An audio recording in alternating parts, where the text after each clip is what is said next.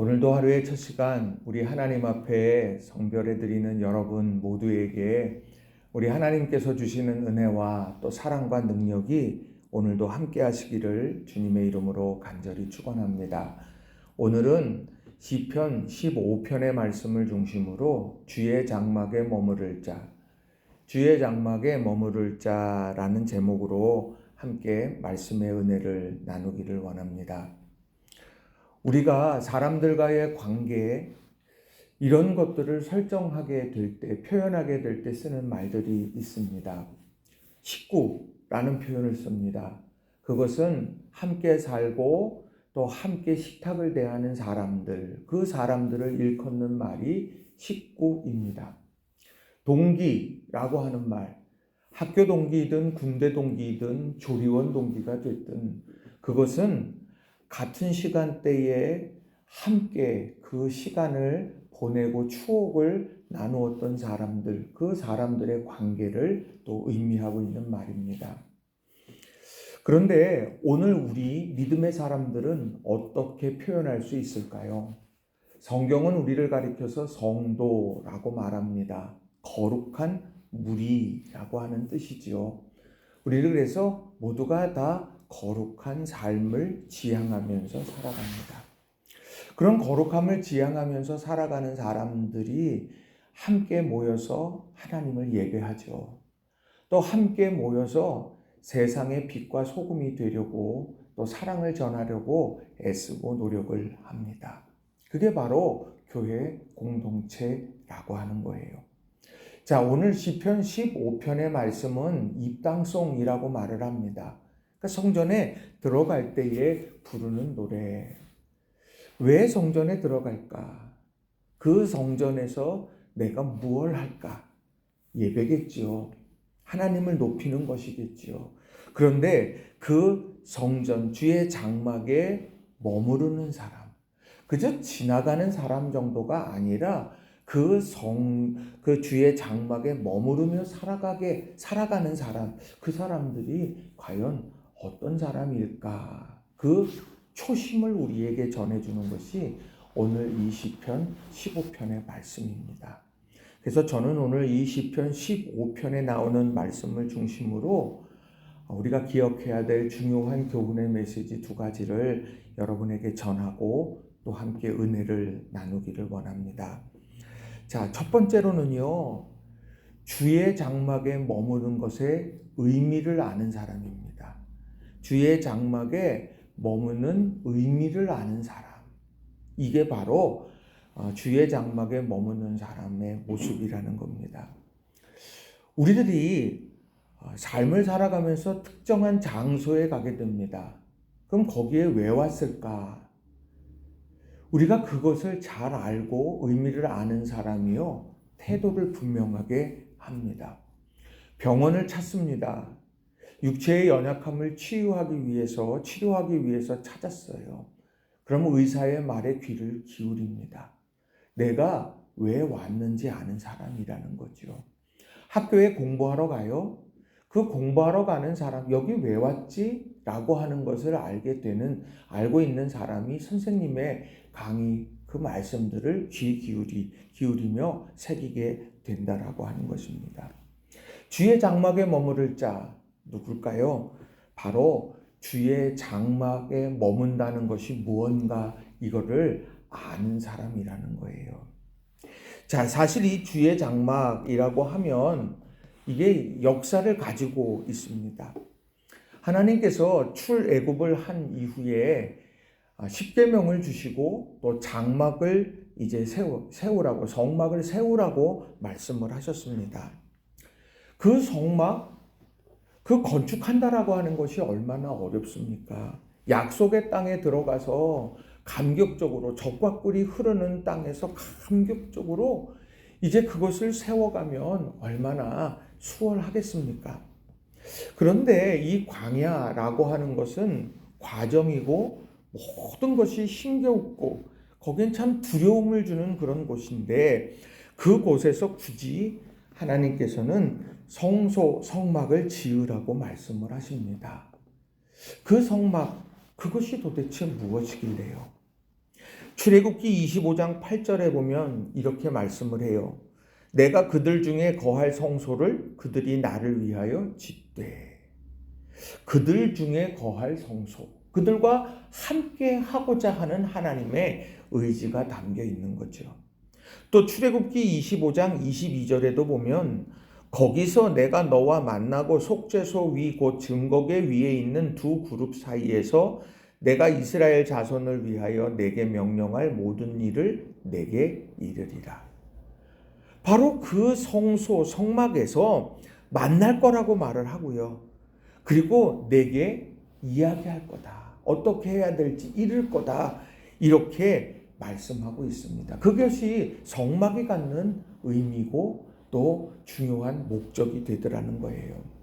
힘들어도 그 성전을 세우고 성소를 세워간다라고 하는 것, 그것은 약속의 땅으로 가기 위한 과정 속에서 중도에 포기하지 않고 믿음의 길을 쭉 걸어갈 수 있도록 우리와 하나님이 만나는 거룩한 장소, 이게 바로 성소요 성막이라고 하는 거예요.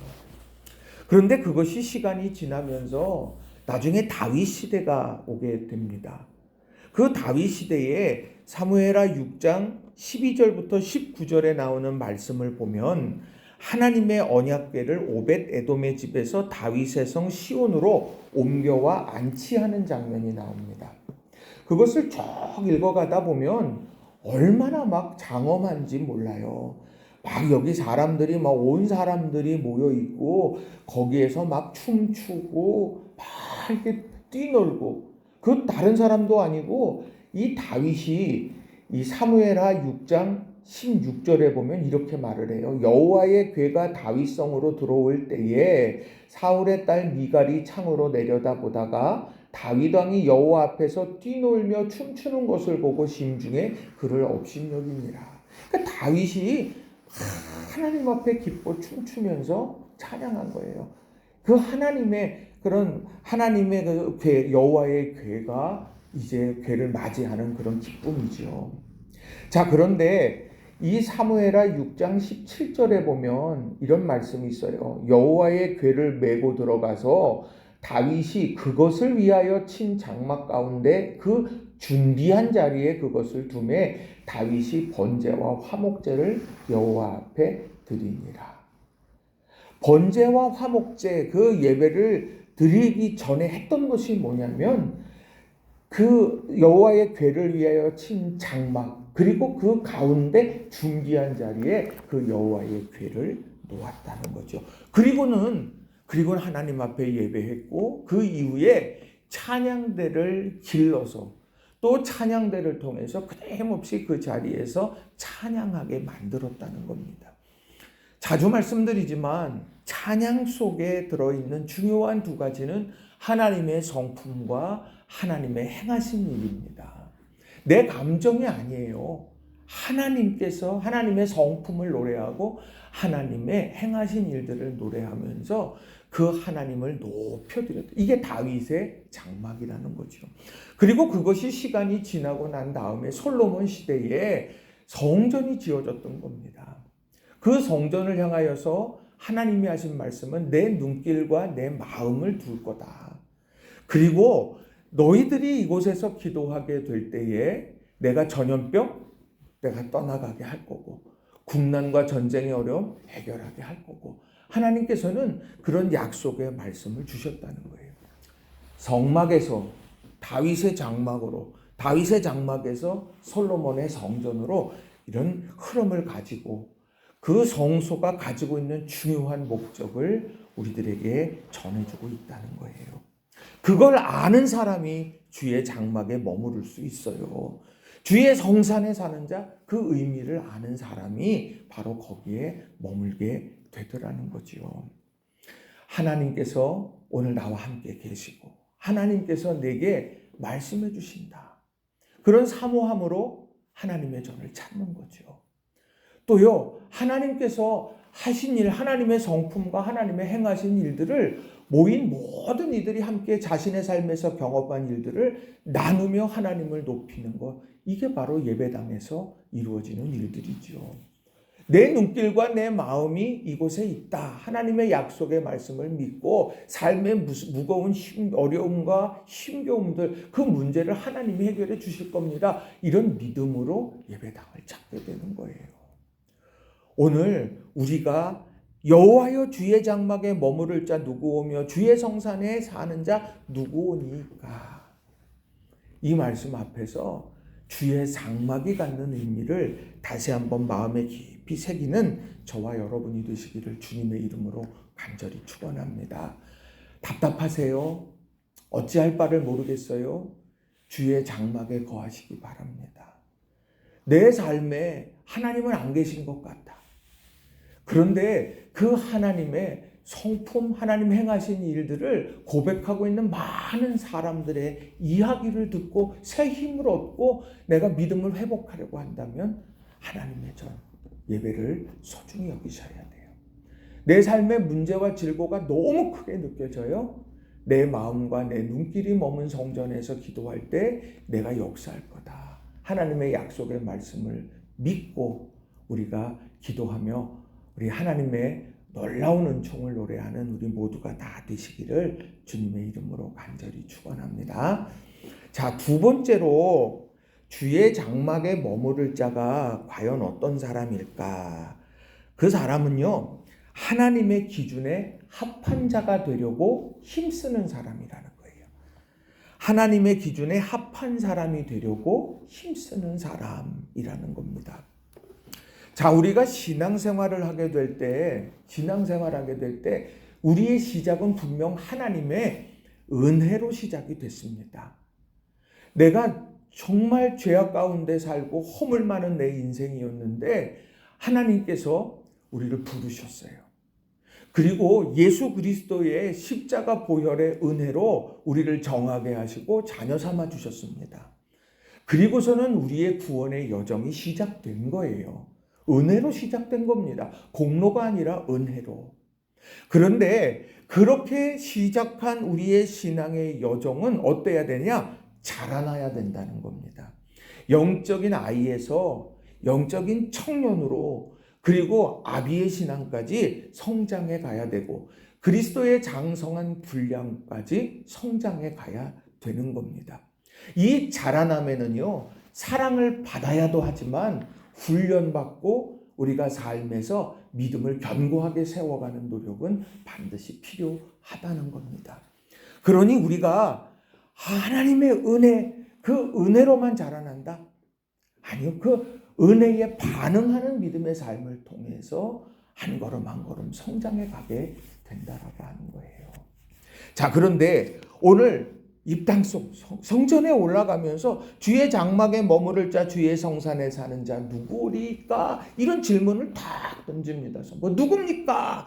그런데 2절 이하에 나오는 말씀을 보시게 되면 거기에는 많은 이 관념을 뛰어넘는 실천적인 것에 대한 이야기가 쭉 나오게 돼요. 자, 여기에 보면 크게 뭐 몇 가지 부류로 나눈다면, 자, 정직하게 행하며 공의를 실천하며 그의 마음에 진실을 말하며, 2절의 말씀인데 이거는요, 우리들이 적극적으로 실천해 가는 거, 내가 그것을 긍정적으로 내가 실천하려고 더 나아가는 것이라고 한다면, 뒤에 3절에 나오는 말씀을 보면 그의 혀로 남을 허물하지 아니하고 그의 이웃에게 악을 행하지 아니하며 그의 이웃을 비방하지 아니하며, 하지 말아야 될 것에 대해서, 피해야 될 것에 대해서 분명하게 말을 합니다. 행해야 되고 찾아서 행해야 되는 것과 그리고 내가 그 자리에 그런 거 피해야 돼 하는 것, 이런 것들에 대한 이야기를 해요. 4절에는요, 믿음의 중심과 태도를 이야기하는 거예요.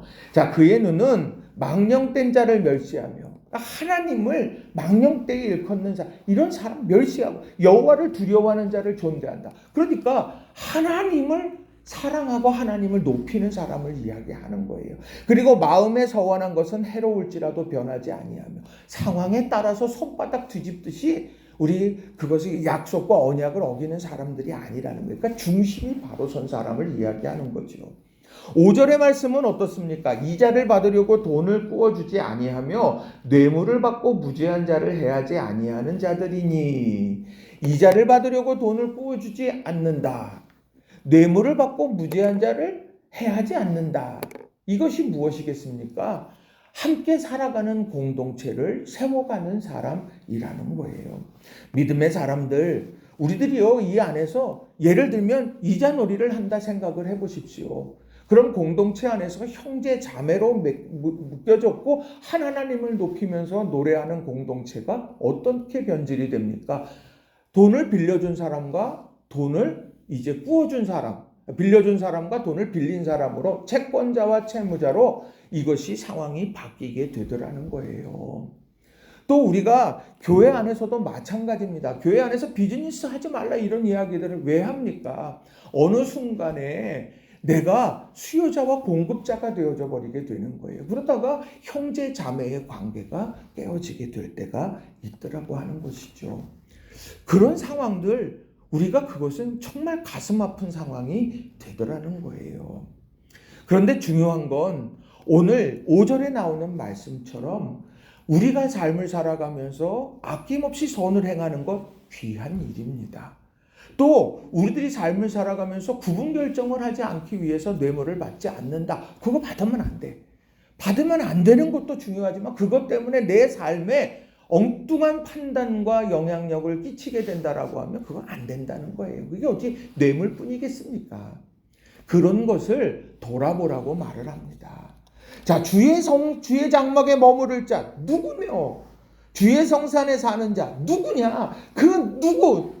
오늘 본문에 나오는 2절부터 5절까지에 나오는 삶의 모습들. 적극적으로 행해야 될 것 행하는 사람. 철저하게 막아내야 되는 것 안 하는 사람. 믿음의 중심을 견고하게 세워가는 사람, 공동체를 세워가고 지켜내는 사람, 이런 사람들인지 자신을 돌아보게 만드는 거예요. 마치 그 성경에 나오는 큰 잔치 비유 뒤에 나오는 예복 비유처럼 내가 과연 어떤 모습인가, 이걸 돌아보는 것이죠. 우리가 예배당에 오를 때, 들어올 때 여러분 우리가 기억해야 돼. 나를 돌아보는 거. 그래서 예배당에 들어오면 예배 전에 우리는 회개기도 하는 거예요.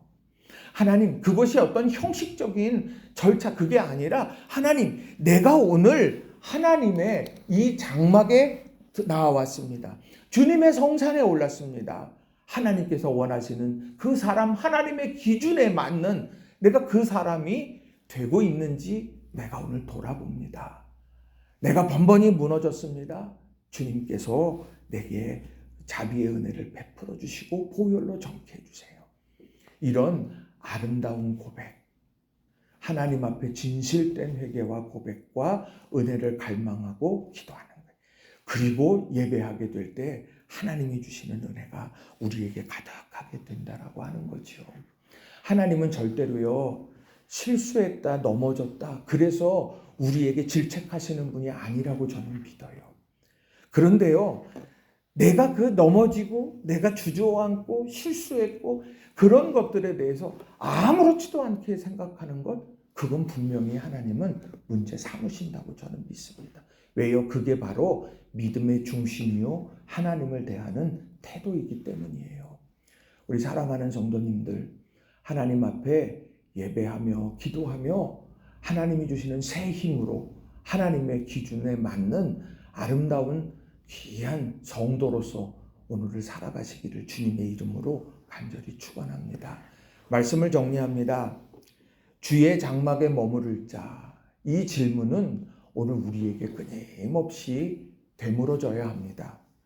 주의 장막, 주의 장막이 무엇인가?